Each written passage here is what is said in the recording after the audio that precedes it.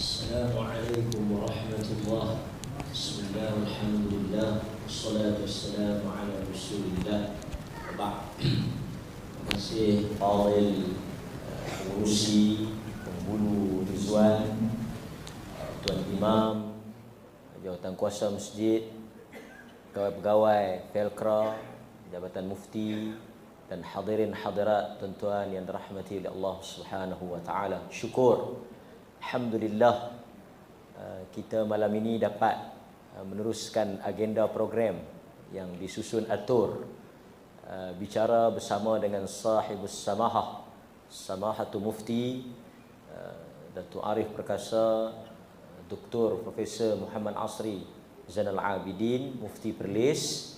Jadi saya dengan segala hormatnya dan penuh ta'zim mempersilakan yang berusaha, yang berbahagia Datuk untuk mengambil tempat. Dipersilakan.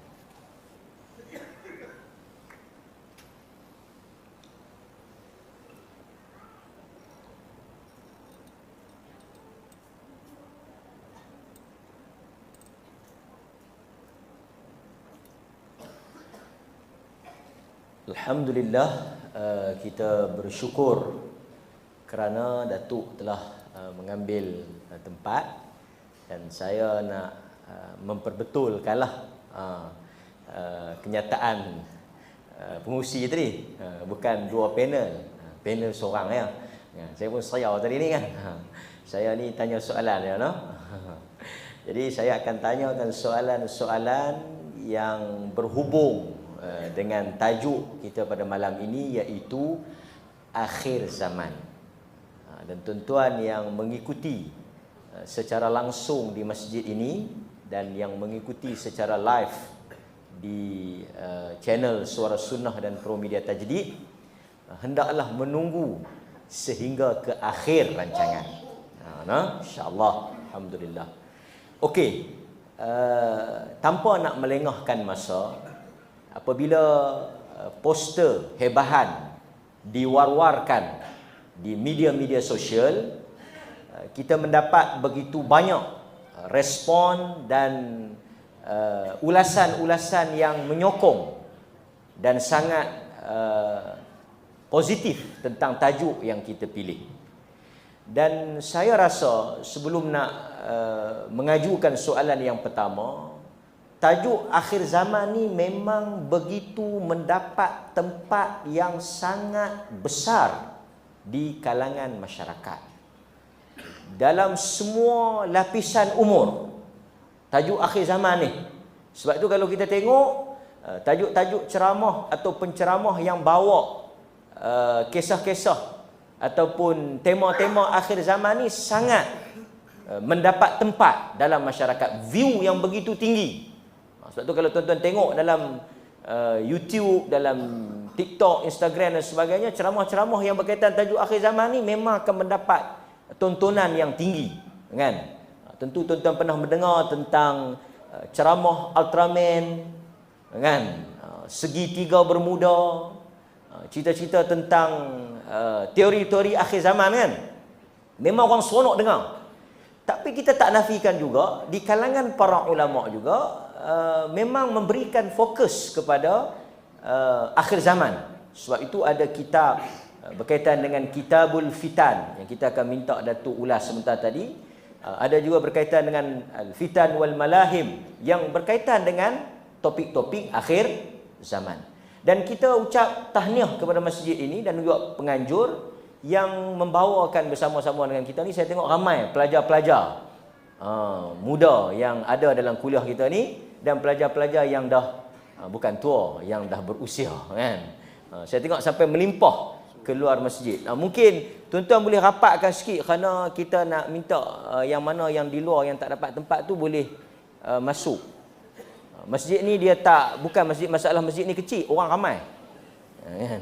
Jadi kita minta tuan-tuan semua datang ke hadapan, kan?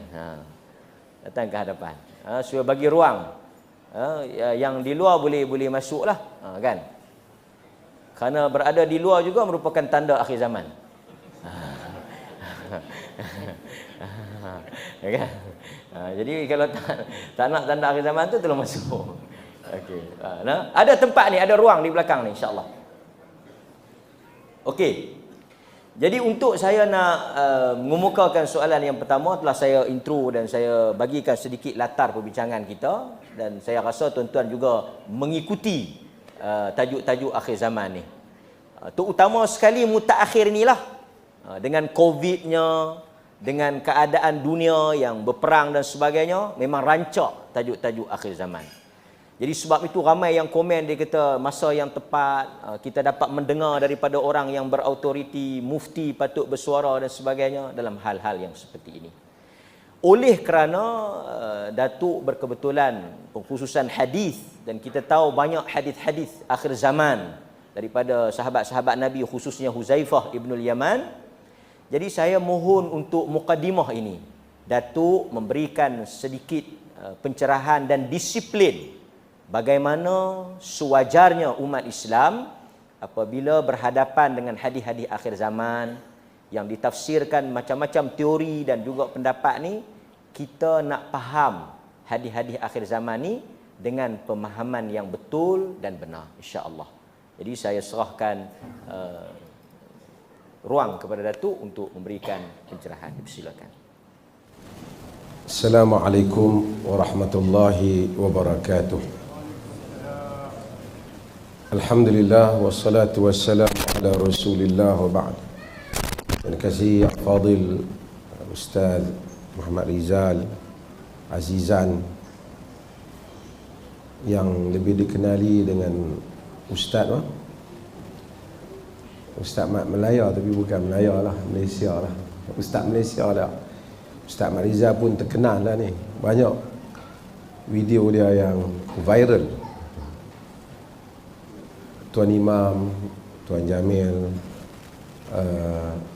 Untuk Pengulu, dan semualah para asatizah, pegawai-pegawai daripada jabatan saya, dan hadirin dan hadirat sekalian. Bila cakap tentang akhir zaman ni, saya bila Ustaz Mat Tok Pengulu kata kena cakap pasal akhir zaman, saya tak tahu adakah Fairgra ni banyak bincang tentang akhir zaman, tapi Ustaz Mat kata sekarang memang orang nak tahu tentang akhir zaman. Saya akan sebut apa itu maksud orang Melayu akhir zaman. Akhir zaman ni cerita maksud, mereka maksudkan apa yang Nabi SAW bagi tahu, apa yang akan berlaku, apa yang bakal berlaku. Di dalam hadis Nabi SAW, tadi Ustaz Mat sebut Huzaifah ibnul Yaman. Huzaifah ibnul Yaman adalah sahabat Nabi SAW yang dia memang minat tajuk ni. Dia banyak riwayatkan hadis-hadis tentang bab ni, dan dia sehingga dia menyimpan nama-nama kejadian, sehingga Umar bin Khattab juga kadang-kadang bertanya kepadanya. Kata Huzaifah dalam hadis yang diriwayatkan oleh Al-Imam Al-Bukhari, khatabana Rasulullah sallallahu alaihi wasallam khutbatan ma taraka syai'an ila qiyam sa'ah illa dzakarahu, alimahu man alimahu wa jahilahu man jahilahu, atau kama qala. Dia kata Rasulullah sallallahu alaihi wasallam berkhutbah, satu khutbah. Dalam riwayat lain Nabi khutbah, lepas tu turun naik lagi khutbah lagi. Baginda tidak tinggal satu perkara pun sehinggalah kiamat, melainkan semuanya baginda sebut apa akan berlaku. Alimahu man alimahu wa jahilahu man jahilahu. Yang tahu-tahu, yang tak tahu tak tahu. Maksud siapa yang dan hafal, hafal. Bagi kata hafizahu man hafizahu. Siapa dan hafal, hafal. Siapa tak dan hafal, tak dan hafal. Maksudnya Nabi, sehingga para ulama hadis menyatakan, syurah hadis, Nabi dalam satu khutbah tu cerita lepas ni akan berlaku apa, lepas ni akan berlaku apa, lepas ni akan berlaku apa, sehingga ke akhir sehingga kiamat berlaku. Jadi untuk itu para ulama bermula daripada Huzaifah Ibnul Yaman ini yang ambil berat tentang perkara ini. Juga ulama-ulama yang lain menghimpunkan di dalam kitab-kitab hadis tentang ahadisul fitan. Hadis-hadis tentang fitnah-fitnah yang akan berlaku. Sebahagian kita disebut al-fitanu wal malahim, fitan dan kejadian-kejadian yang dahsyat yang akan berlaku, yang membabitkan tumpah darah dan seumpamanya, yang akan berlaku, yang Nabi sebut. Dan apa yang Nabi sebut itu termasuk sebagai tanda Nabi itu Nabi. Dia panggil, sebab itu Al-Imamul Baihaqi dia ada kitab dia Dalailun Nubuwah, dalil-dalil tentang nubuwah kenabian. Kan Nabi itu dia tanabba. Naba'a ni dia boleh bawa berita yang nak mai. Apa yang akan berlaku Nabi SAW bagi tahu. Sebahagian yang Nabi bagi tahu itu berlaku, telah pun berlaku. Umpamanya Nabi kata la taqumu sa'ah hatta takhruja narun min ardil Hijaz tudhi'a a'naqal ibil bil Busra. Tidak berlaku kiamat sehingga keluar api daripada bumi Hijaz, sehingga api itu cahayanya nampak pada tengkok unta di Busra. Busra ni di Syam, di Syria. Jauh. Dan peristiwa itu berlaku sekitar tahun 500 lebih. Keluar api di Madinah sehingga orang di Syam pun nampak api itu. Maksudnya ada peristiwa yang beberapa ratus tahun selepas itu telah berlaku. Hatta wafat Nabi juga adalah merupakan tanda kiamat. Okey. Cumanya macam berdasarkan soalan yang Ustaz Rizal tanya tadi, apa pendirian kita? Pendirian kita dia begini. Ada hadis-hadis tentang cerita akhir zaman ni yang sahih. Tapi ada juga hadis-hadis yang palsu, yang orang mereka. Dia buatlah cerita apa-apa kerana dia nak gempak kita ke apa. Dan sebahagian hadis yang direka itulah yang banyak keluar dalam internet apa semua ni, yang pakatlah duk tunggu kiamat nak berlaku tahun depan lah, minggu depan lah, bulan puasa ni lah akan keluar suara daripada langit lah, macam-macam. Ini semua benda-benda yang kadang-kadang direka. Macam mana kita nak tahu direka ni, yang palsu ni? Banyak cara lah. Ahli hadis dia akan mengetahui melalui sanad. Tapi kalau tak tahu melalui sanad pun kadang-kadang kita boleh bau hadis tu palsu. Umpamanya bila hadis tu bagi tahu kiamat nak berlaku bila, dia palsu. Dia tak mungkin. Kalau dia habaq tahun sekian-sekian kiamat akan berlaku, bohong. Kerana bila Jibril datang kepada Nabi dalam hadis Jibril tu, fa asnada rukbatayhi ila rukbatayhi wa wada'a kaffayhi ala fakhizayhi. Jibril datang, dia duduk, dia melutut di depan Nabi, lutut bertemu lutut, tangan dia letak atas paha dia. Di antara soalan yang ditanya, matas sa'ah, bilakah kiamat? Cuma Nabi jawab apa? Mal mas'ulu anha bi'a'lam minasya'il. Tidaklah orang yang ditanya tentang kiamat ini bila lebih tahu daripada yang bertanya. Maksudnya aku pun tak tahu, kau Jibril pun tak tahu. Tiba-tiba ada orang boleh bagi tahu. Internet tahu bila nak berlaku. Nampaklah bohong. Jadi asas ini dulu saya nak bagi tahu. Memang benar ada hadis-hadis tentang kiamat. Hadis-hadis tentang apa yang bakal berlaku. Hadis-hadis yang peristiwa-peristiwa yang akan terjadi. Cuma sebahagian hadis-hadis itu sahih, sebahagian hadis-hadis itu tidak sahih. Pasal masa kita tak banyak, saya rasa soalan banyak. Jadi saya tak mau panjangkan, nanti saya akan tengok soalan lain, saya akan masuk jawapan. Okay. Terima kasih.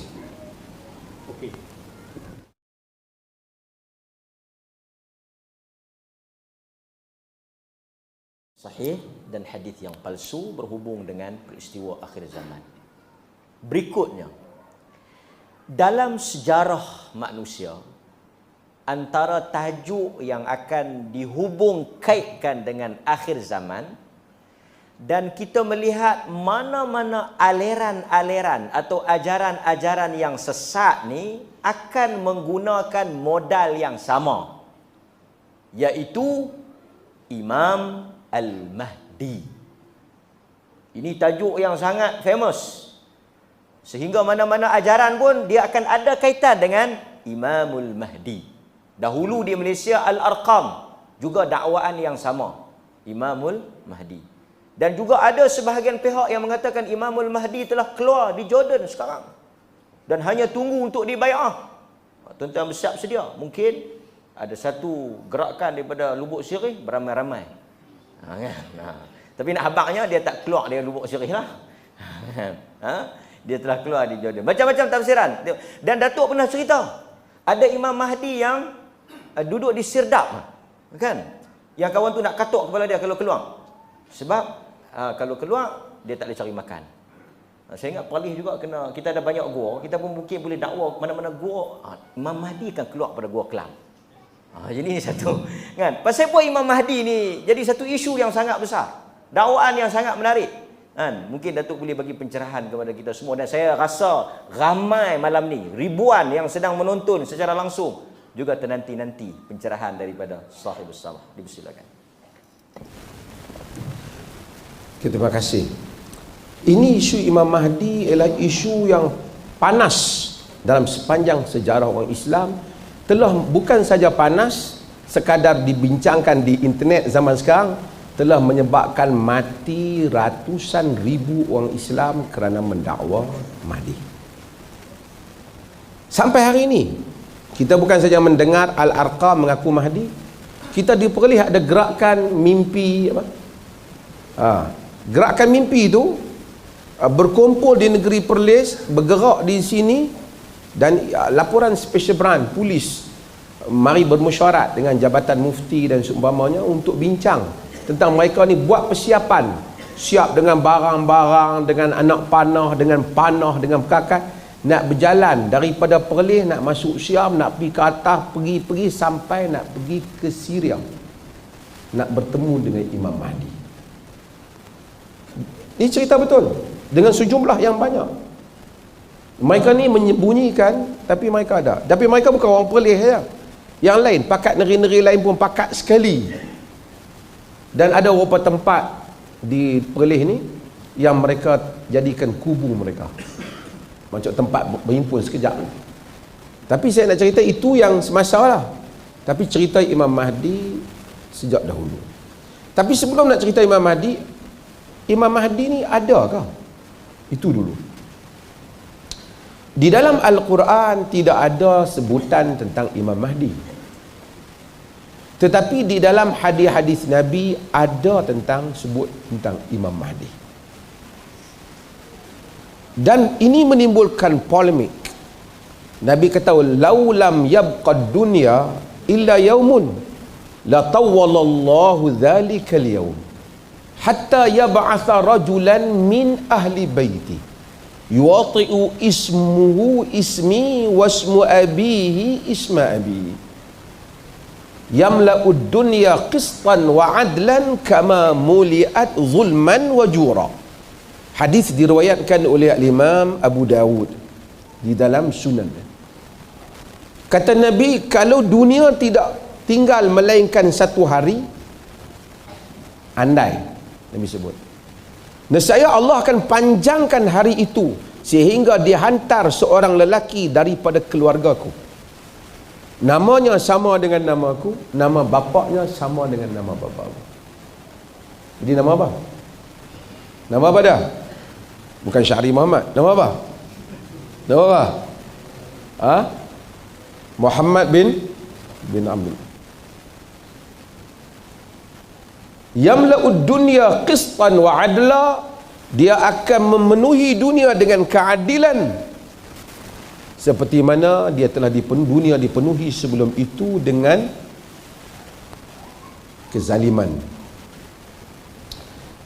Jadi hadis ni dan banyak lagi hadis-hadis yang menyebut tentang Imam Mahdi. Ada yang sahih, ada yang tidak sahih, ada yang palsu. Tetapi kalau disimpulkan semua yang palsu, yang sahih, yang dhaif, yang apa, kesimpulannya adanya Imam Mahdi. Yang ni dia panggil mutawatir ma'nawi. Saya nak bagi tuan-tuan faham macam ni. Tuan-tuan pergi satu kampung, orang kampung kata ada penghulu kampung tu nama dia Man. Contohlah. Seorang kata, nama apa penghulu kampung? Man. Man ni orang dia tinggi. Seorang pula macam cerita, Man, penghulu kampung tu nama Man, tapi Man dia ni orang dia gelap. Ada pula kata Man ni orang dia bagus. Seorang pula kata Man dia orang dia kedekut. Beratus orang cerita tentang Man, cerita macam-macam. Sebahagian cerita tu mungkin bohong, betul tak? Tapi yang kita confirm penghulu tu memang nama Man. Faham tak? Faham tuan-tuan faham mana ni? Yang tu dia panggil mutawatir ma'nawi dalam ilmu hadis. Maksud dari segi makna dia memang benda tu ada lah. Macam kita contohnya, orang tu kata Brazil macam ni, orang ni kata Brazil macam tu, orang tu kata macam ni. Semua orang cerita Brazil, betul tak betul cerita, tapi kesimpulannya Brazil ada tak? Brazil ada. Jadi banyak hadis-hadis tentang Mahdi, kesimpulannya Mahdi ni ada. Di kalangan para ulama ada yang menolak tentang Mahdi ni. Saya ni cakap ni pasal ada orang akademik juga, seperti Ibn Khaldun, dia menolak tentang Imam Mahdi. Dalil dia ialah hadis riwayat Ibnu Majah, la Mahdi illa Isa bin Maryam. Tidak ada Mahdi melainkan Isa bin Maryam. Tapi hadis ini adalah hadis yang tidak sahih. Daripada cerita Mahdi ni timbullah berbagai-bagai orang yang mengambil kesempatan mendakwa Imam Mahdi. Sebab bila dakwa Mahdi, ramai orang akan ikut. Pasal Nabi dah bagi recognition ni, Nabi dah bagi tahu ni Mahdi ni. Ada mazhab yang memang memuja Mahdi, seperti mazhab apa? Syiah. Sebab tu sentiasa Mahdi muntazar, Mahdi muntazar. Dan dia percaya Mahdi tu dah ada, boleh jumpa lagi. Cuma dia belum muncul. Kadang-kadang imam-imam mereka dapat jumpa. Ada yang kata dia Mahdi, padahal dia tak Mahdi. Sehingga contohnya Mahdi yang paling dahsyat dalam sejarah Ibn Tumat. Dulu saya ramai saya Ibn Tumat. Ibn Tumat di Maghrib. Dia kerana mengaku Mahdi dan orang percaya dia Mahdi, satu malam 70,000 orang dia bunuh. Bagi siapa yang tak mau percaya dia sebagai Mahdi. Pengikut dia taksub. Ada Mahdi di Sudan, berperang dengan Inggeris, mengaku Mahdi. Macam-macam tempat, macam-macam bangsa ada mengaku Mahdi. Hak Malaysia ni pun berapa ramai dah mengaku Mahdi, betul tak? Sebab kerana bila mengaku Mahdi akan boleh ada pengikut. Dan hadis-hadis Mahdi ni banyak cerita tentang Mahdi ni. Sehingga kan orang tua-tua masih ingat Masjidil Haram pernah ditawan oleh sekumpulan yang mengaku mereka Mahdi. Nama Muhammad bin Abdullah pula tu. Siapa yang masih ingat? Kalau Dr. Radhi, Datuk Kaya Bakti Dr. Radhi, dia masa Mahdi tu kepung Masjidil Haram, tutup pintu-pintu, dia dengan mak beliau dengan mak ibu beliau ada dalam masjid. Itu pun berapa banyak tumpah darah di Masjidil Haram mengaku Mahdi. Sebelum tu pada zaman Qaramitah, ni aliran batiniyah, aliran yang percaya yang mencuri Hajarul Aswad. Hajarul Aswad pernah dicuri, dibawa ke Hajar. Sebab tu zaman tu tawaf tak ada Hajarul Aswad. Siapa curi? Qaramitah. Qaramitah pun mengaku Mahdi. Banyak orang mengaku Mahdi. Bila mengaku Mahdi ada pengikut. Saya pernah ingat dengan dalam majlis dengan Syekh saya Salah Abdul Fattah Khalidi. Satu orang berdiri dalam majlis. Assalamualaikum ya Syekh. Dia kata Anal Mahdi muntazar. Akulah Imam Mahdi. Cuma Syekh saya kata masa tu, kami di sini tak terima Mahdi. Balik dulu lah. Dia balik, bagus yang Mahdi tu. Dia balik, dia keluar. Tapi nak ceritanya, orang mengaku Mahdi ni ramai sampai hari ni. Ni yang, dan ramai orang dia tak mengaku Mahdi, dia buat kononnya dia dapat bertemu dengan Imam Mahdi. Jadi apa cerita pendirian kita tentang Mahdi ni? Okay, saya nak sebut beberapa perkara. Ni nak mudahkan, saya tak mau panjang supaya banyak soalan saya boleh jawab. Pertama, hadis-hadis tentang Mahdi memang ada. Kita tak petikai Mahdi ada. Itulah pendapat majoriti para ulama, adanya Mahdi, lelaki yang bernama Muhammad bin Abdullah, yang akan keluar pada akhir zaman daripada keluarga Nabi sallallahu alaihi wasallam, yang akan memerintah dunia dengan penuh keadilan. Yang tu kita percaya. Tapi tidak semestinya kita percaya hadis Mahdi tu, kita percaya si fulan tu Mahdi. Itu beza. Kita percaya hadis tu, kita percaya, tapi dia mengaku Mahdi, kita tak percaya. Tak apa kita tak percaya kat dia. Arqam dia mengaku Syekh Suhaimi Mahdi, kita tak percaya. Mahdi, oleh kerana dia pengikut Nabi, dia mesti ajaran dia sama dengan sunnah Nabi. Dia tak boleh buat ajaran bid'ah karut marut. Mahdi, dia tak pernah ada dalam riwayat dia semua duk panggil orang supaya mengaku dia Imam Mahdi. Orang yang iktiraf dia Mahdi. Sehingga Sufyan Ats-Tsauri di dalam Hilyatul Awliya dia menyatakan, "Idza marra bikal Mahdi wa anta fil bait fala takhruj ilaihi hatta yajtami'an nas." Kalau Imam Mahdi lalu depan rumah hang duduk dalam rumah, tak usah duk keluar pergi kat dia, sehingga orang ramai iktiraf dia Mahdi. Orang ramai berimpun pergi kat dia. Okey, yang tu masih kabur lagi. Tapi ada beberapa benda yang penting yang tak boleh silap tentang Mahdi ni. Iaitu apa dia? Pertama, Mahdi muncul. Pada zaman Mahdi akan munculnya Nabi Isa alaihi salam. Pada zaman Mahdi akan munculnya Dajjal. Kalau semua ni tak ada, inilah Mahdi bohong. Mahdi akan jadi imam. Nabi Isa salat di belakangnya.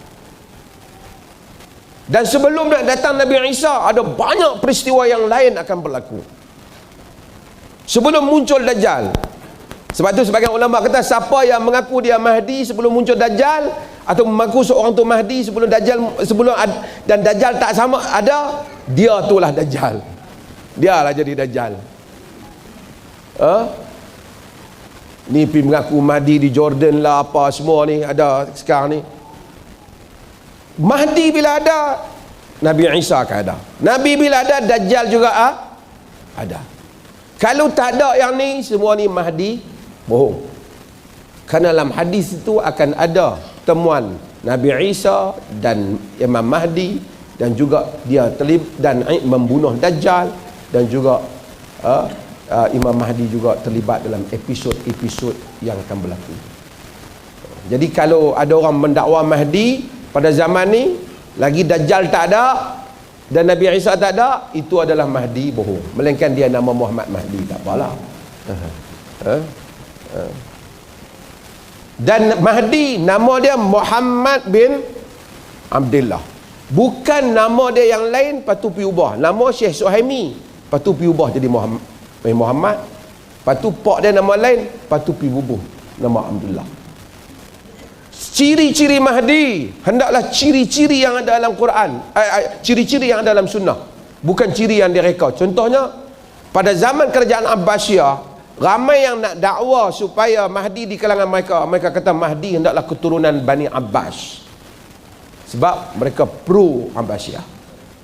Ini ciri-ciri yang bukan ada dalam hadis.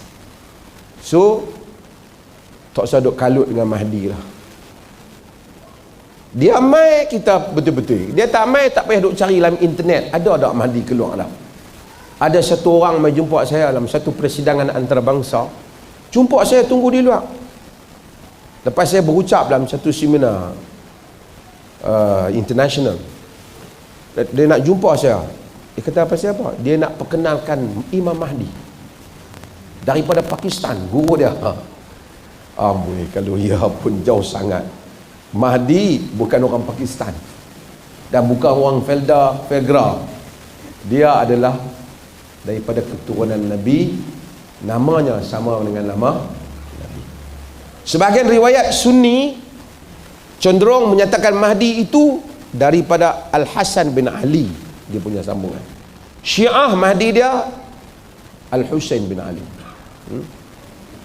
Wallahu ta'ala alam. Panjang lagi kalau saya nak cerita pasal Mahdi ni, cukup banyak tu lah, nanti panjang lagi. Okey, alhamdulillah. Jadi walaupun tajuk ni mungkin agak heavy, berat, tapi sebenarnya kita perlu beri pencerahan awal kepada masyarakat. Kerana saya rasa walaupun kita duduk agak jauh Felkra Lubuk Serih ni, saya pun kali pertama sampai di masjid ni. Saya pun duk tengok telefon tadi, takut dia dah masuk roaming. Saya duk tengok takut roaming dah. Pasal saya main dengan sahabat bawa kereta, saya tengok, oh kita tengok dia takut dia ting-ting dia roaming. Oh, saya ingat masuk Thailand. Thailand tak apa, tak ada tahu dia boleh cakap. Okey. Jadi tuan-tuan, walaupun duduk di sini, tetapi maklumat sekarang ni rentas sempadan. Tuan-tuan pun saya percaya walaupun nampak slow ya, tapi semua handphone, smartphone, ada Facebook apa semua, mungkin tak buh gambar. Hak betul buh gambar lain kan, bagi elok sikit. Jadi kena bagi pencerahan awal supaya tidak tersesat, kan? Baik, hadirin mukminin. Kita memang tengok masyarakat ni dia suka dengan teori ni. Dia suka kalut dengan isu-isu akhir zaman ni. Pasal itu dia akan cari yang mana tanda kiamat sana, tanda macam malam Lailatul Qadar. Dia bukan buat ibadat sangat. Dia duk kalut cari tanda tu. Dia duk pombang pokok tunduk lagi, pokok tunduk lagi. Kan? Apa tu ayak macam mana ayak? Dia duk kalut kan. Tapi dia tak sembahyang pun. Jadi macam tu juga masyarakat kita, dia duk kalut tanda kiamat ni, tanda kiamat ni, keluar tak lagi. Sedangkan dia tak buat apa pun. Tapi kalau kita tengok dalam hadis, datang seorang lelaki badui tanya Nabi bila kiamat, Nabi tak jawab. Cuma Nabi tanya, apa yang kau lakukan untuk berhadapan dengan kiamat? Mungkin Datuk juga boleh bagi sikit pedoman. Kita nak sibuk memang ada tanda-tanda kiamat, tapi kita nak sibuk tanda-tanda kiamat tu ke, atau apa yang sepatutnya menjadi keutamaan kita umat Islam? Bismillah. Terima kasih. Pertama, kita yang disuruh untuk kita ialah beramal. Katapun kita tak nampak tanda kiamat apa pun, tidak penting. Yang penting kita beramal. Sebab tu tadi Ustaz Mat sebut hadis yang diriwayatkan oleh Anas bin Malik. Bila anna rajulan sa'ala Rasulullah sallallahu alaihi wasallam mata sa'ah. Nabi duk cakap, satu orang tanya, "Ya Rasulullah, kiamat bila?" Sebagai riwayat kata Nabi cakap dulu, lepas tu baru Nabi layan lah. Kemudian Nabi tanya dia balik, Mada a'adatta laha? Kau bersiap apa nak kiamat? Tengok Nabi nak betulkan cara fikir dah. Dia kata, ma a'adattu syai'an illa inni uhibbullaha wa rasulah. Aku tak siap apa lah sangat, tapi aku sayang Allah dan Rasulnya. Nabi kata, anta ma'aman ahbabta. Engkau bersama dengan orang yang kau sayang. Yang tu lebih penting. Maksudnya kalau kau sayang Allah dan Rasul, nanti di kiamat kau sama dengan Allah dan Rasul. Kata Anas, ma farihna bi syai'in farahana bi qaulin Nabi sallallahu alaihi wasallam, anta ma'aman ahbabta. Tidaklah pernah kami bergembira lebih dari kegembiraan kami dengan perkataan Nabi, engkau bersama dengan orang yang engkau sayang. Kata Anas, fa ana uhibbu Rasulullah sallallahu alaihi wasallam wa Abu Bakr wa Umar wa arju an akuna ma'ahum li hubbi iyahum wa im lam a'mal bimithli a'malihim. Aku sayangkan Rasulullah, aku sayangkan Abu Bakar, aku sayangkan Umar. Aku harap-harap besok di kiamat aku duduklah dengan mereka disebabkan aku sayang mereka, walaupun amalan aku tak samalah dengan amalan mereka. Ini cara Nabi. Walaupun Nabi cerita tentang kiamat, tapi Nabi tak mau orang duk kiamat bila? Esok lah. Pentingkan benda amalan. Okey. Tapi boleh tak kita nak tahu tentang hadis-hadis akhir zaman ni? Boleh tak? Boleh lah. Sebab apa? Tadi sekali lagi, apa nama sahabat yang minat tentang cerita akhir zaman ni? Nama apa? Ni pelajar-pelajar kita, nama apa? Lupa dah macam mana nak hafal. Nama apa? Huzaifah ibnul Yaman. Kata Huzaifah ibnul Yaman, kana an-nas yas'aluna Rasulullah sallallahu alaihi wasallam 'anil khairi wa kuntu as'aluhu 'anil syarri makhafatan an yudrikani. Orang biasanya duk tanya Nabi tentang hak cerita bagus-bagus yang nak berlaku. Aku tanya tentang benda kejahatan yang akan berlaku, kerana aku takut menimpa aku. Huzaifah, qultu ya Rasulullah, kunna fi jahiliyatin wa syarr, faja'ana Allahu bihadzal khair, fahal ba'da hadzal khairi min syarr? Wahai Rasulullah, kita dulu dalam jahiliah dan kejahatan, Allah bawa kebaikan ini, apa dia? Islam. Selepas kebaikan ini akan berlaku kejahatan tak? Nabi kata, "Naam, ya, akan berlaku kejahatan." Fahal ba'da dzalika syarru khair? Adakah selepas kejahatan tu akan berlaku baik balik? Jadi Nabi kata, Nabi mai zaman baik, lepas tu akan mari zaman teruk. Huzaifah tanya, lepas zaman teruk tu mai balik tak zaman baik, zaman bagus? Nabi kata, "Na'am, walakin fihi dakhan."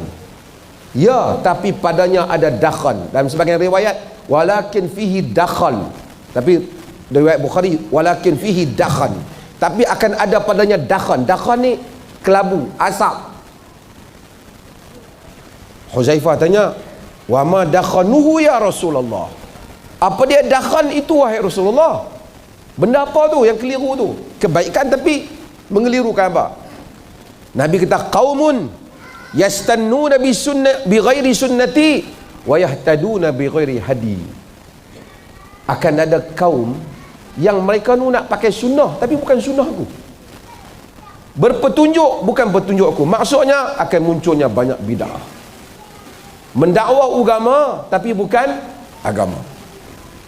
Dia kata sunnah tapi bukan sunnah Nabi.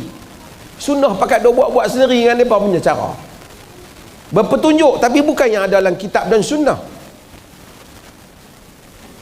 Artinya akan ada zaman kebaikan ada tapi ada kekeliruan. Jadi ada apa dah? Baik, jahat, lagi baik yang ada kekeliruan. Fahal ba'da dzalika khairi min syarr? Lepas yang kebaikan yang campur-campur tadi ni, ada tak balik kebaikan? Ada tak balik kejahatan? Yang ni ada zaman yang bagus tapi bercampur-campur. Dalam riwayat tu Nabi kata, ta'rifuhu wa tunkiru. Hak tadi, yastanu nabi ghairi sunnati tu, kamu tengok mereka bersunnah tapi bukan sunnah aku, berpetunjuk bukan petunjuk aku. Ta'rifu, sebahagiannya kamu tahu memang sunnah, sebahagiannya kamu tahu bukan sunnah. Amal tu bukan sunnah, tapi pakaian tu pakaian apa? Pakaian sunnah. Fahal ba'da zalikal khairi min syarr? Adakah selepas daripada kebaikan tu ada jahat? Naam. Du'atun ila abwabi jahannam. Sebagai riwayat, du'atun ala abwabi jahannam. Penyeru-penyeru kepada neraka jahannam. Faman ajabahum qadhafuhu fiha. Sesiapa yang sambut seruan mereka, mereka akan campakkan kamu dalam neraka jahannam. Siapa yang pergi sokong mereka ni masuk neraka jahannam, penyeru kepada neraka jahannam. Huzaifah dengar takut. Huzaifah kata, "Sifhum li ya Rasulullah." Sifatkan mereka itu padaku wahai Rasulullah. Nabi kata, "Hum min jildatina wa yatakallamuna bi alsinatina." Nabi kata mereka itu satu kulit dengan kita dan bercakap dengan lidah kita. Jadi ulama hadis terpaksa cari apa makna ni. Sebahagian ulama hadis kata maksudnya Mereka dari segi zahirnya orang Islam, cakapnya cakap agama, tapi penyeru kepada neraka Jahannam.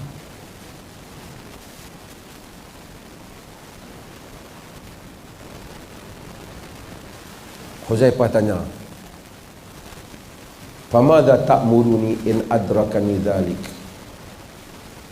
Apa yang Rasulullah nak suruh saya buat kalau sekiranya benda tu berlaku? Saya ada berlaku pada zaman itu. Kalau berlaku, kata Nabi SAW, "Talzamu jama'atul muslimin wa imamahum." Kamu bersama dengan jamaah kaum muslimin, bukan jemaah Islamiah. Ramai orang dia pergi ambil hadis ni, dia kata kena masuk jemaah dia. Jamaah kaum muslimin maksud jamaah kaum muslimin. Kalau ada khalifah, kalau ada pemerintahan Islam, kaum muslimin bersama dengannya, ataupun jamaah yang mengikut jalan para sahabat, kami ikut yang tu. Huzaifah tanya lagi, bagus Huzaifah, dia tolong tanya kita, in lam yakun jamaah wala imam. Tadi Nabi kita bersama jamaah muslimin dan imam dia. Kalau jamaah pun tak ada, imam pun tak ada, Nabi kata, fa'tazil tilkal firaq kullaha. Kamu tinggalkan semua puak tu. Hak puak-puak macam-macam yang ada tu, kamu jangan ikut. Nabi tak ikut.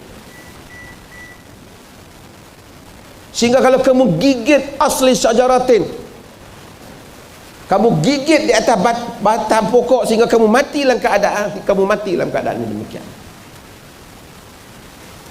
Maksudnya akhir zaman dahsyat. Kita tengok macam okey, tapi Nabi kita penyeru pada neraka Jahannam. Penuh. Kalau kita nak tahu hadis-hadis ni kerana nak elok daripada kena kita, macam Huzaifah tadi, bagus. Tapi kalau sekadar nak gempak member, nak hantar wasiat pergi bagi dia takut sikit bangkit, hantar kemat nak main dah minggu depan ni. Bulan puasa ni nak keluar satu suara daripada langit, semua orang seronok duk lawan apa? Viral. Tak ada manfaat. Tak ada manfaat. Dan banyak lagi hadis-hadis ini. Masa mungkin saya tak mau pergi panjang, tapi insyaAllah tengok soalan bahawa Ustaz nak tanya yang berikutnya. Tidak nanti kita start dengan satu soalan. Kita azan dulu boleh? Okey, kita bagi laluan pada azan tu. Alhamdulillah, kita akan pergi pada sesi yang kedua dan saya akan cuba nak meringkaskan masa dengan beberapa soalan yang saya rasa penting untuk kita ambil panduan dan pedoman. Dan banyak juga soalan-soalan yang masuk secara online ni yang minta pencerahan, tapi saya ingat mungkin kekangan masa kita akan buat pada siri yang berikutnya. Antara perkara yang kita lihat jadi satu fenomena dalam masyarakat kita, apabila ada pihak-pihak tertentu dia baca hadis-hadis akhir zaman, kemudian dia kaitkan terus dengan kejadian-kejadian tertentu. Umpamanya kita pernah dengar tentang hadis lelaki kulit hitam yang akan meruntuhkan Kaabah. Siapakah lelaki itu? Tuan-tuan tak pernah dengar? Dikatakan lelaki itu ialah Obama. Ada hadis mana dia kata Nabi maksudkan Obama, tapi sampai Obama tak jadi presiden dah, tak runtuhlah Kaabah tu. Jadi ada fenomena dia baca hadis, dia tempek peristiwa tu. Dia baca hadis, dia tempek peristiwa ni. Mungkin hadis tu sahih, tapi mungkin kejadian-kejadian itu kan mungkin boleh Datuk berikan pencerahan sikit kepada kita. Terima kasih. Saya ada pengalaman semasa perang Teluk, Saddam Hussein lawan dengan Amerika dan sekutunya. Semangat, terutama saya di Jordan ketika itu. Di Jordan ketika itu semua semangat lawan Amerika. Apatah lagi ketika itu Saddam telah hantar soruh roket dah dan kena Tel Aviv. Semua semangat. Jordan menyokong Iraq ketika itu. Masjid-masjid semua kunut nazilah, doa supaya Allah musnahkan Amerika. Nama Bush, Blair, semua masuk dalam kunut. Tak apalah. Tapi yang lebih dahsyat lagi, orang yang pro Saddam ni, tak apa, saya bukan kata Saddam nak komplain Saddam. Sebut Saddam ni lah lelaki yang dijanjikan oleh Nabi Qahtani dan seumpamanya, ambil habis hadis-hadis tu, bubuh pada Saddam Hussein. Ini sering berlaku apabila orang dia nak angkat satu orang, diguna hadis-hadis tu tanpa dia melihat secara objektif hadis itu secara ilmiah. Ada hadis-hadis yang memang telah berlaku. Contoh hadis-hadis yang kita tengok, kita rasa berlaku, antaranya hadis Abu Dawud yang tuan-tuan selalu baca, yushiku an tatada'a alaikumul umamu kama tada'al akalatu ila qas'atiha. Qala amin qillati nahnu yawma idzin ya Rasulullah? Qala la, bal antum yawma idzin kathir walakinnakum ghutha ka ghutha'is sayl. La yanzi'anna Allah min suduri aduwikum al-mahabbata minkum wa la yaghzifanna fi qulubikumul wahn. Qalu wa mal wahnu ya Rasulullah? Qala hubbud dunya wa karahiyatul maut. Hadis riwayat Abu Dawud. Nabi kata dibimbangi nanti umat-umat semua akan berkumpul mengambil tindakan kepada kamu, pada umat Islam, macam orang ramai berkumpul kepada qas'ah. Qas'ah ni dulang Arab yang boleh makan sampai 3 sampai 9 orang, dulang besar. Nabi kata nanti pada akhir zaman semua orang akan berkumpul buli kamu. Nampak berlaku tak? Berlaku tak tuan? Ini yang berlaku semua. Yahudi tibai kita, Kristian pun tibai, Hindu di India pun buat kita. Sahabat bertanya, amin qillati nahnu yawma idzin ya Rasulullah? Adakah ketika itu sebab kita sikit? Sahabat ni dia rasa banyak dah, orang tak boleh buat apa kat dia. Dia ingat barangkali zaman tu lagi sikit kot orang Islam, sampai tak boleh buat apa langsung ni pasal apa? Amin qillati nahnu yawma idzin ya Rasulullah? Amin qillati bina, dalam sebahagian riwayat. Kita sikit ke Rasulullah? Nabi kata la, bal antum yawma idzin kathir. Tak, pada zaman itu kamu ramai. Walakinnakum ghutha ka ghutha'is sayl. Tapi kamu bagaikan buih sampah sarap di atas permukaan air. Sampah atas permukaan air buih itu, air pergi ke kiri, dia pergi kiri. Air pergi kanan, dia pergi kanan. Dia tak ada pendirian. Nama saja orang Islam.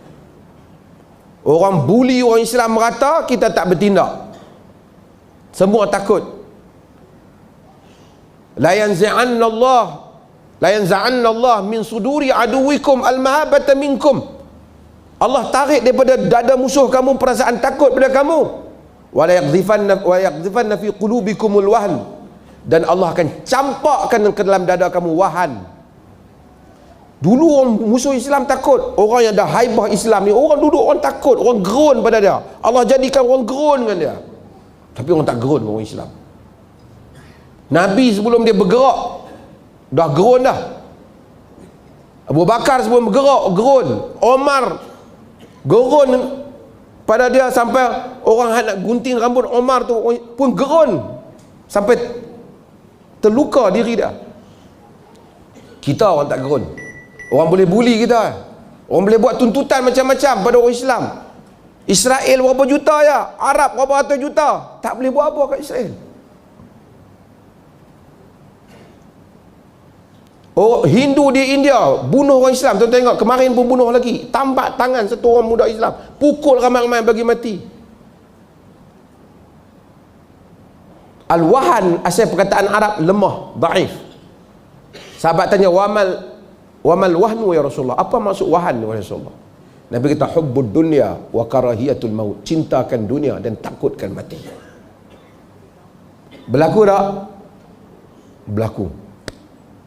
Yang tu kita nampak. Ada sebahagian yang berlaku yang kita tak tahu. Sebagai orang kata berlaku, Imam Nawawi kata telah berlaku. Tapi saya tengok kadang-kadang saya pun tak pasti adakah telah berlaku ataupun belum berlaku. Nabi kata sinfan, dalam hadis yang diriwayatkan oleh Imam Muslim dalam Sahih Muslim, sinfan min ahlin nar lam arahuma qat. Dua golongan ahli neraka yang aku belum tengok. qaumun biaidihim qaumun lahum siyatun ka'adnabil baqar yadribuna bihan nas. Kaum yang ada siyat. Siyat ni apa? Cemeti. Nabi kata, Nabi tak pernah tengok, tapi dia akan berlaku. Ada orang yang ataupun unasun, manusia yang puak, yang ada cemeti. Tahu cemeti yang pukul orang tu, kan? Ka'aznabil baqar, seperti ekor lembu panjang. Yadribuna bihan nasa, dia pukul manusia dengan tu. Ulama-ulama dulu kata, yang tafsir hadis kata dia ni maksudnya puak, sebahagian kata polis-polis yang zalim. Tapi Nabi sebut tu seperti ekor lembu tu kita tak tahu. Tapi mereka kata tafsiran kepada orang yang zalim, yang pukul rakyat. Berlakulah panjang sejarah. Yang kedua, wanisaun kasiyatun ariyatun mumilat ma'ilat ru'usihinna ka'asnimatil bukhtil ma'ilah la yadkhulna al-jannah wa la yajidna rihaha wa inna rihaha la yujad fi min masiratin kadha wa kadha. Maksudnya Nabi kata yang kedua ialah wanita berpakaian tapi bertelanjang, berjalan menarik perhatian, dan mereka itu mumilat, boleh banyak maksud, tapi salah satu maksudnya orang akan suka dengan dia orang. Ma'ilat, dia condong, maksudnya menyebabkan dia pun condong pada orang.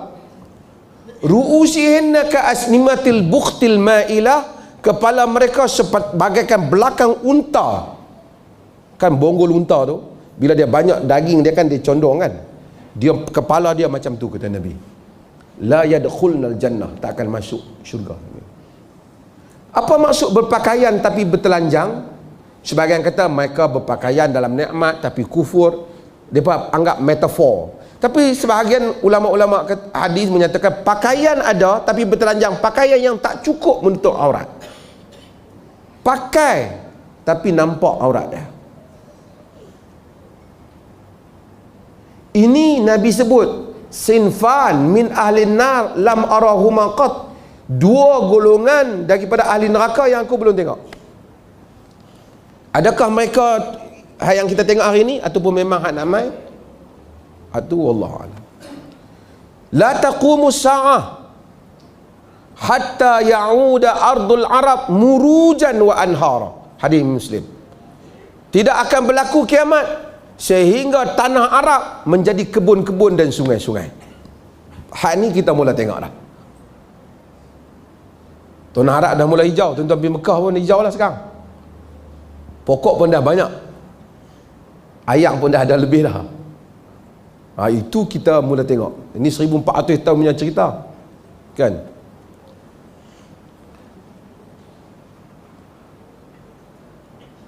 Nabi kata isabatan min ummati ahrazahallahu an-nar. Dua puak di kalangan umat aku yang Allah pelihara mereka daripada neraka. Ini hadis riwayat An-Nasa'i dalam Sunan An-Nasa'i. Isabatun taghzul Hind, satu pasukan yang akan memerangi Hindu, India. Sekarang kita tengok India tindas orang Islam kan, tapi Nabi kata akan ada umat Nabi akan perang India. Wa isabatun takunu ma'a Isa bin Maryam, dan satu puak yang akan bersama dengan Isa bin Maryam. Dua-dua ni ahrazahumallahu minan nar. Allah selamatkan mereka daripada neraka. Ini kita tak tengok lagi perang India ni. Umpamanya. Apa lagi? Nak ingat lah. Apa lagi nak ingat? Apa lagi cerita? Hadis-hadis fitan. Umpamanya. Kalau sebut baru kita teringat. Bukan tua, lama. Dalam hadis yang diriwayatkan oleh Imam Muslim umpamanya, Nabi kata, badiru bil a'mali fitanan ka qita'al laylil muzlim, yusbihu ar-rajulu mu'minan wa yumsi kafiran, wa yumsi mu'minan wa yusbihu kafiran, wa yubi'u ar-rajulu dinahu bi'aradin min ad-dunya. Nabi kata, bersegeralah buat amalan sebelum datang fitnah bagaikan malam yang sangat gelap. Seorang itu paginya beriman, petang menjadi kafir. Petang beriman, pagi menjadi kafir. Yubi'u dinahu bi'aradin min dunya. Dia jual agama dia dengan habuan dunia. Akan berlaku. Pagi kita tengok bagus punya syekh, petang kafir. Kaqita'i fitanan kaqita'il lailil muzlim, bagaikan potongan-potongan malam yang gelap. Ini semua tanda-tanda akhir zaman. Sebab itu kalau boleh, kita tak usah hidup akhir zaman. Betul tak? Tuan-tuan mahu ke hidup akhir zaman? Gelap, kita mungkin keliru. Lebih baiklah kita jangan mati pada akhir zaman, supaya kita tak keliru yang setengah orang tu dia seronok dia nak hidup akhir zaman. Kita kalau boleh, kita tak mau fitnah ni semua, kerana ia sangat berbahaya untuk agama kita. Fitnah tu bukan tuduh orang. Fitnah itu ancaman terhadap agama, terhadap keamanan dan diri kita. Allah. Tuan-tuan, saya bukanlah nak puji Datuk Mufti ni, tapi hadis yang dia baca last tadi, itulah soalan saya yang berikutnya. Jadi oleh kerana dia dah baca, saya terpaksa buka balik tengok hadis mana nak baca lagi, kan? Jadi oleh kerana saya telah bersiap sedia, kerana Datuk ni akan baca hadis-hadis yang saya rasa akan keluar. Jadi adalah soalan spare, jangan takut. Tapi sebelum tu, Datuk sebut tadi ka'asmatil bukh tu, seperti bonggol unta. Datuk juga sebut dulu, dia kata masa orang duk sakan sangat capal kasut Nabi, kenapa tak buat unta? Pasal Nabi pun naik unta. Kita ada bank cap unta. Tuan-tuan pergi bank mana? Tuan-tuan bank bang? Bank rimau. Tak sunnah. Bank yang sunnah ialah bank unta. Bank mana Cik Nazri? Ha? Arab Malaysia bank. Tak tahu ada tak ada. Bank unta tak bank unta? Jadi semua kena pergi bank unta. Jadi sungguh Datuk, alhamdulillah dia polis tak ada. Kalau ada kita pergi tangkap tambak. Depa buat sungguh perarakan unta. Oleh kerana di Malaysia tak ada unta, maka jadilah orang-orang unta. Tahu tak? Di mana tak tahu. Kita duk heran, ni belakang unta ni dia dua ketul kan, kepala orang. Jadi bubuh. Dulu kita tengok Cina ya tarian naga, betul tak? Saja saya ulas sikitlah bagi Datuk berehat. Boleh je tanya terus, tapi saya bagi Datuk rehat sat. Kan? Dulu tarian naga, sekarang orang Melayu pun buat. Dia buat berlakon unta. Jadi yang duduk depan tu kepala dia tinggi sikit, yang belakang tu dia kena tunduk sikit. Kita duk ingat unta mana ni? Ingatkan unta saudagar unta Jamal Pak Tungku. Rupa-rupanya ni unta mana? Unta orang kita buat. Kerana kononnya Nabi naik unta, jadi kita kena belarak bawa unta. Kelihatan sangat membodohkan. Pasal tu Datuk kata agama ni mesti tak boleh kelihatan bodoh. Kalau kita nak kira unta, Abu Jahal pun naik unta. Pasal tu tuan-tuan kalau nampak orang belarak unta, tuan-tuan kena tanya, unta siapa? Unta Abu Lahab? Unta tak ada alam sunnah. Baik, saya Datuk sebut tadi tentang beriman pagi, kafir petang, beriman petang, kafir. Memang saya nak tanya tajuk itu. Tapi saya rasa ada satu hadis yang mungkin untuk mengingatkan kita semua. Nabi SAW sebut, bila berlakunya fitnah akhir zaman, yang duduk lebih baik dari yang berjalan. Yang berjalan lebih baik daripada yang berlari kepada fitnah itu. Jadi ini mungkin sebagai pedoman kepada kita, minta Datuk huraikan maksud al-qa'id khair minal mashi.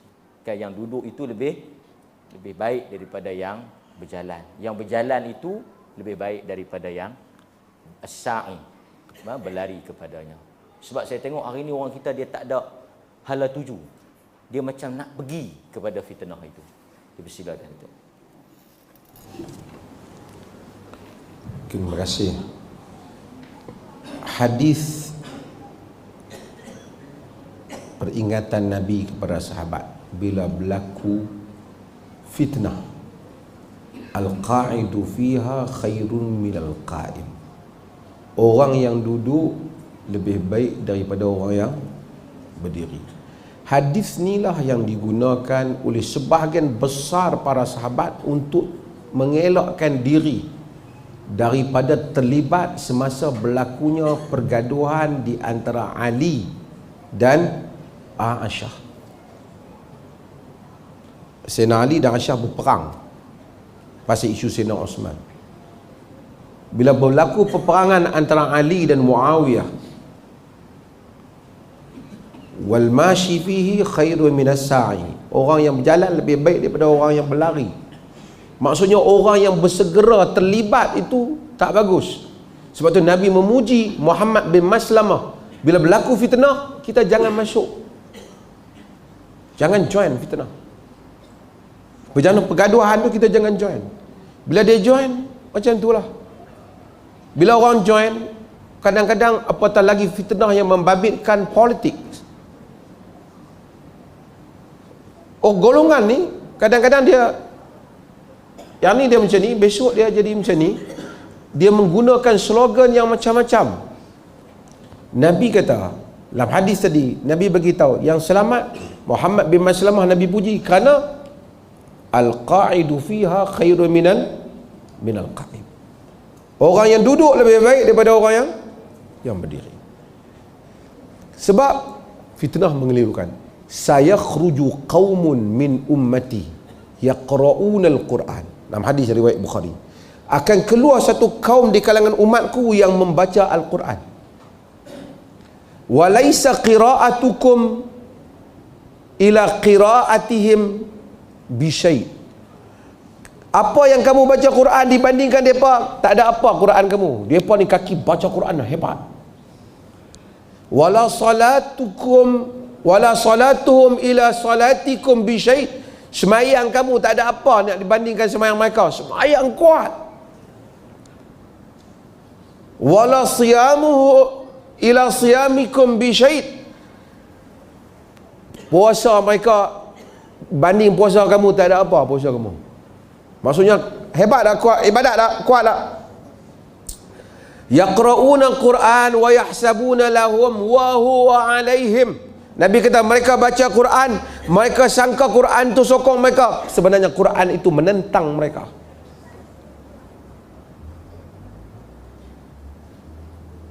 Wala tujawizu salatuhum taraqiyahum, dalam sebagian qiraatuhum, solat mereka, bacaan Quran mereka tak lebih daripada halqum mereka ni. Hujah Quran mereka tak pakai. Nabi kata yamrukuna minad din kama yamrukus sahbu minar ramiyah. Mereka terpancul keluar daripada agama macam panah terkeluar daripada busa dia. Inilah puak Khawarij, puak yang menggunakan agama dengan slogan agama, tetapi Nabi kata mereka ahlun nar, kilab ahlun nar, anjing ahli neraka. Ni fitnah akhir zaman. Ali perang mereka ni. Yang ni berlaku pada zaman itu. Ali perang mereka, slogan mereka lawan Ali apa dia? inil hukmu illa lillah. Tidak ada hukum melainkan hukum Allah. Wa man lam yahkum bima anzalallah fa ulaika humul kafirun. Siapa yang tak hukum dengan hukum Allah, mereka orang kafir. Dia kata Ali tak hukum dengan hukum Allah, Muawiyah tak hukum dengan Allah, Osman tak hukum dengan Allah. Hukum Allah mana kami nak buat? Yang puak kami nak buat ni. Kata Ali, kalimatul haq urida bihal batil. Kalimah yang benar maksudnya batil. Ini antara yang Nabi sebut. Sebab itu apabila Ali bergaduh, berperang dengan Muawiyah, Muawiyah tu Muslim, tapi dia berbeza dengan Ali dalam kes Sayyidina Osman. Aisyah juga macam tu, bukan kerana isu dia. Mereka tak macam Khawarij membangkitkan isu agama, mereka bangkitkan isu pentadbiran. Orang tanya Ali, ni puak-puak hak lawan dengan Ali ni, hak orang Islam juga ni, hak tak setuju dengan Ali merintah ni, amunafiquhum, adakah mereka munafik? Ali kata wahum minasyirk, musyrikuhum, adakah mereka musyrik? Dia pahlawan Ali, menantu Rasulullah, bapa suami pada Fatimah. Puak-puak ni yang lawan pemerintahan Ali ni, adakah mereka ni musyrik?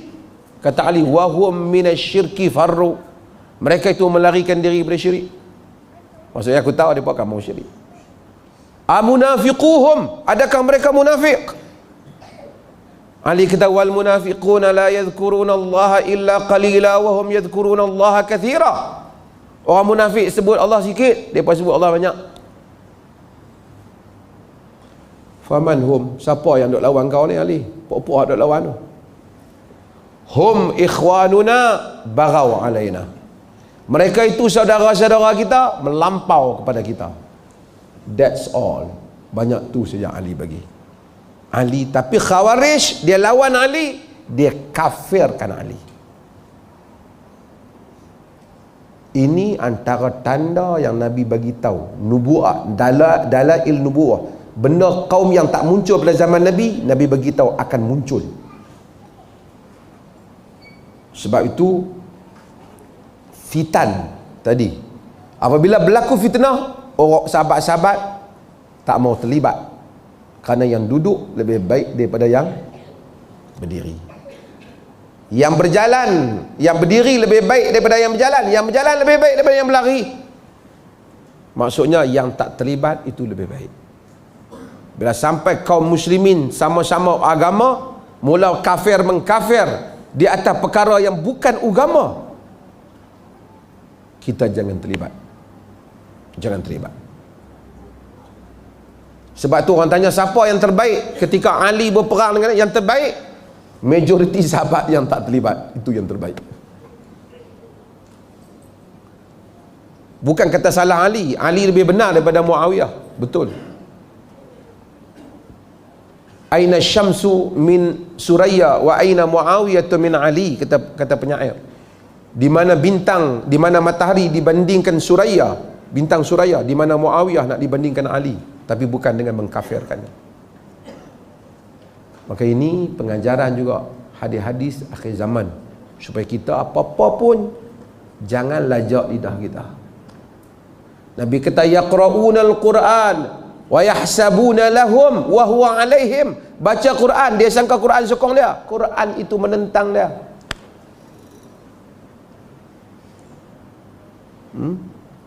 Ini adalah antara perkara yang Sayyidina Ali telah hadapi puak itu, Khawarij, dan kita mudah-mudahan tidak muncul lagi pada zaman kita hal-hal yang betul. Alhamdulillah, dan saya akan tutup dengan soalan yang terakhir yang juga penting sebelum saya nak menutup forum ni. Bila kita bincang akhir zaman dengan fitnah-fitnah yang telah dihuraikan oleh Datuk tadi dan banyak benda-benda yang Nabi sebut untuk mengingatkan kita, saya rasa akan timbul nanti wujud kita minta dijauhkan. Mungkin ada yang faham dah akhir zaman ni, sekejap lagi kalau masjid umum ada makan pakat tak ambil dah. Kenapa tak makan? Akhir zaman. Ada dulu Datuk kan, tak tahulah siapa cerita, tak tahu, balik ke kampung buang TV ni.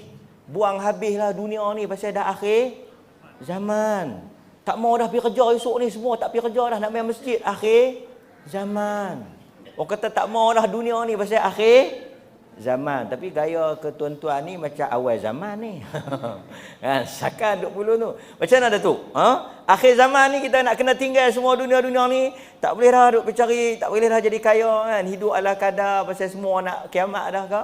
Bagaimana sikap kita yang sewajarnya, dan mungkin Datuk boleh membuatkan kesimpulan akhir. Dan alhamdulillah masih kekal tuan-tuan di sini insya-Allah. Bismillahirrahmanirrahim. Ringkasnya masa kita dah ni. Sama ada kiamat datang, kiamat tak datang, amalan kita. Amalan kita. Kita bukan disuruh untuk tunggu kiamat. Yang kita disuruh ialah untuk beramal. Nabi kata badiru bil a'mal. Tadi hadis tadi. Bersegera beramal sebelum datangnya fitnah. Jadi kita beramal lah. Kalaulah kita solat akhir zaman tak mai, tak ada kaitan dengan akhir zaman. Kalau kita duduklah akhir zaman, kita akan tahu. Akhir zaman ni tuan-tuan, tanda kiamat ni banyak. Nabi wafat tu pun tanda kiamat dah. Lepas tu tanda-tanda kiamat yang lain muncul, yang tu muncul puak yang berperang, Hasan dan Ali dan Muawiyah berperang, Hasan mendamaikan. Semua itu tanda-tanda kiamat. Munculnya api, munculnya macam-macam. Semua yang tanda-tanda yang Nabi sebut ni, sebahagiannya dah muncul. Munculnya pemimpin yang zalim, muncul semua. Nabi cerita dah muncul. Muncul had cerita tadi. Sebahagian belum muncul. Siapa yang belum muncul? Mahdi belum muncul. Siapa yang belum muncul lagi? Dajjal belum muncul. Siapa yang belum muncul? Nabi Isa belum muncul. Kita setengah orang dia seronok duk cari, ada Dajjal muncul lah, depa dekat Bermuda Triangle. Depa ada jumpa. Buat apa kita tunggu zaman Dajjal, zaman yang fitnah yang paling besar. Para nabi sejak umat dia dari dulu pun dia bagi amaran jangan sampai zaman Dajjal. Dia duk seronok Dajjal mai. Kalau Dajjal mai takut kita terikut Dajjal pun. Hak yang tak Dajjal pun kita ada penindah. Skamer pun kita kena tipu sampai hilang duit beratus-ratus ribu. Tambah kalau Dajjal mai, dia waktu turun hujan, dia bagi buah-buahan yang tak sokong dia jadi kemarau, makan tak ada. Kita akan kata bukan Dajjal, dia tu karamat tu, wali tu. Sebab itu mintalah selamat daripada fitnah. Sebab itulah sembahyang kita minta apa? Allahumma inni a'udzubika min azabi jahannam wa min azabil qabri wa min fitnati mahya wa mamat wa min fitnati masihi dajjal. Minta jauh daripada fitnah masih dajjal. Buat apa minta akhir zaman? Kalau dajjal mai, kita dah minta jauh dari fitnah dia. Kalau dia mari, dia menguji iman kita. Kalau boleh kita matilah sebelum dajjal datang. Dan sebahagian orang dia suka cerita-cerita ni, kemudian dia forward. Dekat nak main bulan puasa besok akan main lagi. Satu suara akan muncul, 3 anak raja akan bertarung, kiamat akan datang.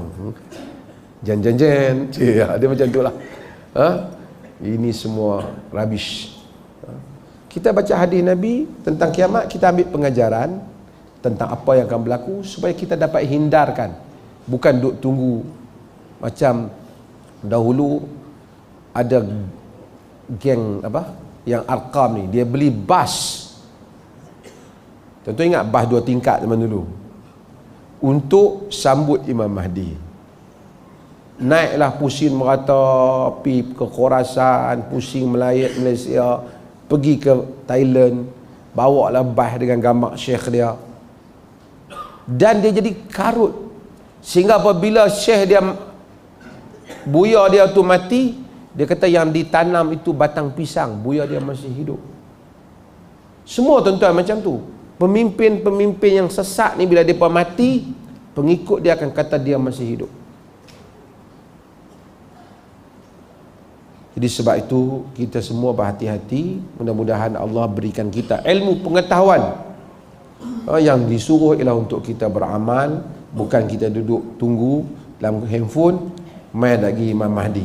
Kita bukan disuruh untuk buat benda-benda yang seperti itu. Semoga Allah rahmati kita semua dan berikan kepada kita kekuatan untuk beramal dengan amalan yang baik. Sekian, wassalamualaikum warahmatullahi wabarakatuh. Alhamdulillah, dengan kesimpulan yang telah dibuat oleh sahibus samahah tadi, maka berakhirlah bicara mufti pada malam ini. Saya mengucapkan jazakumullah khair kepada semua yang terlibat menganjurkan program, dan saya mohon maaf sepanjang pengandilan program ini jika ada terkurang dan terkasar bahasa dan tersilap. Mudah-mudahan Allah mengampunkan dosa kita semua. Jadi saya sahkan balik kepada pihak penganjur untuk tentatif yang seterusnya. Sekian, wassalamualaikum warahmatullahi wabarakatuh.